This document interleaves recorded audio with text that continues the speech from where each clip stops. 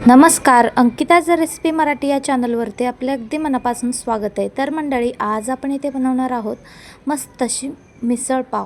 मिसळ पाव तुम्ही कधी बनवलात का? अगदी झटपट आणि एकदम तोंडाला चव देणारी आणि एकदम जबरदस्त झणझणीत अशी सोलापूरची मिसळ पाव रेसिपी आपण इथे पाहणार आहोत. मिसळ कशी बनवायची, एकदम झटपट आणि एकदम पटकन बनणारी, अगदी 5 ते 10 मिनिटात बनणारी ही मिसळ बनवायला घेऊयात. चला तर रेसिपीला सुरुवात करूया.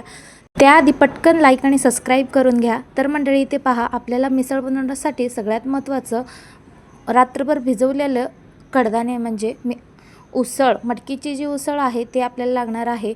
ते आता आपण कुकरमध्ये घालून घ्यायचं आहे. त्यानंतर आपण त्यामध्ये 1 ते 1.5 चम्मच मीठ घालून कुकरची शिट्टी काढून घ्यायची. 2 ते 3 शिट्ट्या आपल्याला काढून घ्यायच्या आहेत, म्हणजे मस्त उसळ शिजली पाहिजे. त्यामुळे आपल्या मिसळला एकदम जबरदस्त चव येते.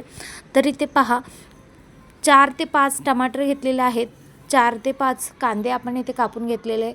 जास्त घालायचं नाही आहे, पण इथे आपण 4 ते 5 चांगली घट्टसर अशी, आपल्याला जर ग्रेव्ही हवी असेल तर इथे कांदा टमाटर तुमच्या इच्छेनुसार तुम्ही घालू शकता. जर तुम्हाला दाटसर अशी आपली मिसळ नको असेल तर तुम्ही कांदे टमाटर हे कमी घेऊ शकता. तर इथे पहा, एकदम परफेक्ट असा, एकदम झटपट 10 मिनिटात बनणारी ही मिसळ कसा बनवायचा ते पाहूयात. तर इथे आपण सगळ्यात आधी कांदे आपण इथे घेतलेले आहे. कांदेही आपण 4 घेतलेले आहेत. जरा छोटेसे कांदे घेतलेले आहे. तर 4 कांदे आपण लांब लांबके कापून तव्यावर घालून घेतलेला आहे. त्यानंतर आपण धने घालूयात. धनेच्या नंतर थोडीशी खोबरं घालून घ्यायचे. एकानंतर एक सगळे मसाले आपण या तव्यामध्येच आपण सगळे मसाले घालून घेणार आहोत. त्यानंतर आणखीन थोडेसे खोबरे मी यामध्ये ॲड केलेले आहे. आता आपण लसूण घालून घ्यायचं यामध्येच, अद्रक देखील यामध्येच घालून घ्यायचं आहे आणि टमाटर देखील यामध्येच घालून घ्यायचं. आपल्याला सगळे मसाला आपण भाजून घेणार आहोत. त्यामुळे एकदम जबरदस्त आणि एकदम चविष्ट अशी आपली मिसळ तयार होते. तर मंडळी, तुम्हाला ही मिसळ जर आवडत असेल तर ही मिसळ एकदम परफेक्ट आणि एकदम जबरदस्त बनते. तुम्ही ही एकदा ना एकदा नक्की ट्राय करू शकता. तर पहा, इथे आपण टमाटर देखील कापून घेतलेले आहेत. आता अद्रक थोडंसं घेतलेलं आहे, खूप जास्त घ्यायचं नाही आहे. तर इथे आपण थोडंसं अद्रक घेतलेलं आहे, तेही कापून घ्यायचं आहे आणि मस्त तव्यामध्ये फ्राय करून घ्यायचं आहे. हे सगळं लालसर होईपर्यंत आपण भाजून घ्यायचं आहे. लालसर होईपर्यंत भाजून घेतल्यानंतर आपण याला वाटून याचा एक ग्रेव्ही बनवून घेणार आहोत. तर इथे पहा, मस्त अगदी स्लो फ्लेमवर आपण भाजून घ्यायचं आहे. मंडळी, अजूनही कोणी लाईक आणि सबस्क्राईब केलं नसेल तर नक्कीच करून घ्या. अशाच नवनवीन रेसिपीज तुमच्यापर्यंत पोहोचतील आणि दररोज सोलापूरच्या रेसिपी तुम्हाला बघायला मिळतील. थेट सोलापूरमधून आपली लाईव्हसुद्धा असते संध्याकाळी 7 वाजता. तिथेही तुम्ही जॉईन होऊ शकता. त्याआधी चॅनलला सबस्क्राईब करून ठेवा, म्हणजे नोटिफिकेशन येईल जेव्हा मी लाईव्ह येईन किंवा व्हिडिओ अपलोड करेन तेव्हा तुमच्यापर्यंत पोहोचेल. तर इथे पहा, मस्त अशी आपली ही टमाटर, कांदा, धने हे सगळं आपण भाजून घ्यायचं आहे. 2 ते 3 मिनटासाठी हे सगळं व्यवस्थित भाजून घ्यायचं. त्यानंतर आपण थोडंसं तेल यामध्ये घालून घ्यायचं. 1 ते 1.5 चम्मच तेल घालून व्यवस्थित मिक्स करून घ्यायचा. परफेक्ट असा भाजून घ्यायचा, लालसर असा पटकन भाजला जातो, त्यामुळे तेल घालून घ्यायचा. शेवटी ते पटकन आपला जो मसाला ग्रेव्ही बनवण्यासाठी आहे तो तयार झालेला आहे. आता आपण हे सगळं थंड होण्यासाठी काढून घ्यायचं आहे. तर इथे तव्यामधून आपण एका ताटामध्ये काढून घेऊयात. पाहू शकता, एकदम लालसर असे झालेले आहेत. याच पद्धतीने तुम्हीही बनवायचं आहे. एकही स्टेप न मिस करता संपूर्ण रेसिपी पहा, तुम्हाला कळेल स्टेप बाय स्टेप कशी बनवली येते आणि तुम्हीही अगदी सोप्या पद्धतीने तुम्हीही बनवू शकाल, अगदी सहज. हॉटेलपेक्षाही भारी लागते मंडळी, विश्वास ठेवा. हॉटेलपेक्षाही भारी बनते की नाही मला नक्कीच तुम्ही बनवून त्यानंतर पाठवू शकता. कमेंट करा. तुम्ही जेव्हा ट्राय कराल त्यावेळेस तुम्ही मला कमेंट करू शकता. तर मंडळी, आता आपली ही मिश्रण आपण वाटून घेतलेली आहे. आता आपण इथे कढई ठेवून घेतलेली आहे. कढईमध्ये 2 ते 3 चम्मच मोठे चम्मच आपण तेल घालून घ्यायचं आहे आणि त्यानंतर आपण जे वाटून घेतलेलं वाटण आहे ते यामध्ये घालून घ्यायचे.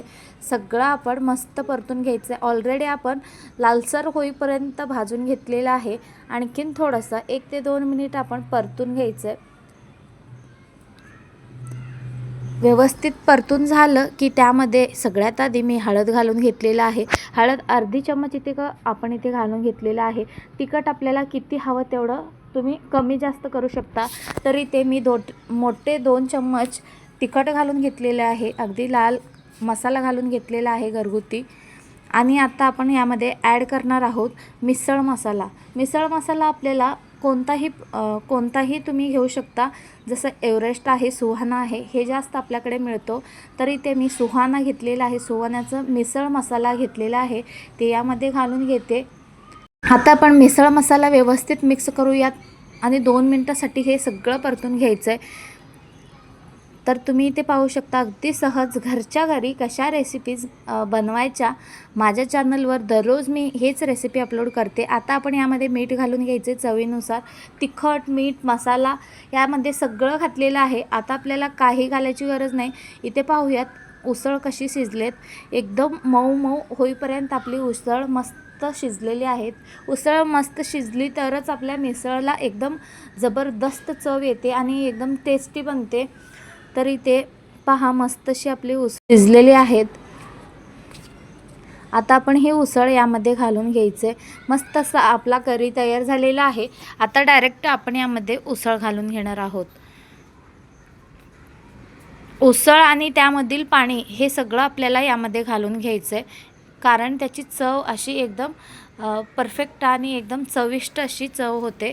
त्यामुळे यामधील पाणी काढायचं नाही आहे. पाणी सकट आपण यामध्ये घालून द्यायचे. त्यामुळे जेव्हा आपण उसळला शिटी लावतो तेव्हा आपण पाणी यामध्ये जास्त घालून घ्यायचं आहे. इथे पहा या पद्धतीने आपला हा मिसळ तयार होतो. आता आपल्याला हवं तेवढं पाणी तुम्ही कमी जास्त करू शकता. जसं तुम्हाला घटसर मिसळ हा एकदम पातळच असायला पाहिजे. खूप घटसर असला तर नको असा होतो. तर आपण इथे पातळ बनवून घेणार आहोत. कमीत कमी 10 जणाचा मी इथे मिसळ बनवलेला आहे. तुम्ही तुमच्या कमी जास्त तुमच्या इच्छेनुसार किंवा तुमच्या घरात किती व्यक्ती आहेत त्याच्यावरून तुम्ही ठरवू शकता. तर पहा मस्त असा आपला हा मिसळ तयार झालेला आहे. मिसळची जी भाजी आहे एकदम परफेक्ट आणि एकदम कलरफुली अशी तयार झालेली आहे. आता याला मस्त शिजवून घ्यायचं आहे. 2 ते 3 मिनटासाठी शिजवून घेतलं तर आपला हा गरमागरम मिसळ तयार होतो. आणि पाव तरी आपण बाहेरून मागवलेले आहेत.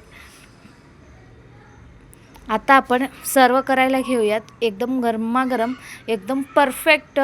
जर तोंडाची चव तुमची गेली असेल ना, नक्कीच तुम्ही हे ट्राय करा. कारण हे एकदम जबरदस्त आणि एकदम झणझणीत असतो.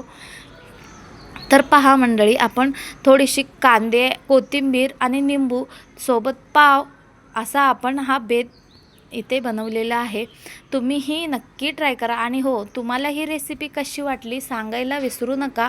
आणि अशाच नवनवीन रेसिपीसाठी लाईक, शेअर, सबस्क्राईब करायला विसरू नका.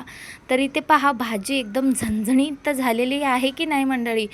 तर त्यावर आपण फरसाण घालूयात. फरसाण घातलं तर एकदम जबरदस्त लागते आपली ही मिसळ. वरून थोडीशी कोथिंबीर, कांदा हे घालून घ्यायचं आहे.